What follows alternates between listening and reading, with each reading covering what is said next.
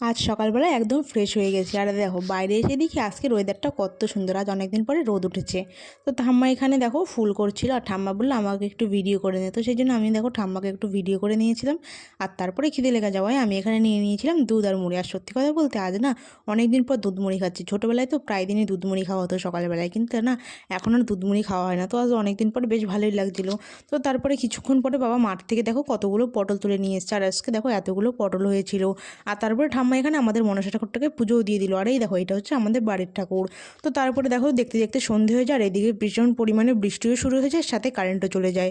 তো রাত্রেবেলার খাবার তৈরি করার জন্য মা এখানে ময়দা মাখছিল। আর দেখো এখানে আমি আলু টালুগুলো কেটে দিয়েছিলাম, আর এখানে ছোলাগুলোকে ভিজিয়ে রাখা হয়েছিল। আর এইদিকে দেখো কারেন্ট চলে যাওয়ায় আমরা কিন্তু এখানে তেল দেওয়ার যে মেশিন হয় সেগুলোকেই কিন্তু এখানে লাইট হিসেবে ব্যবহার করেছিলাম। আর তার উপর এখানে প্রেসারে সব কিছু সিদ্ধ করার জন্য বসিয়ে দেওয়া হয়েছে। আর ঠাম্মা দেখো এখানে বসে বসে চা খাচ্ছিল।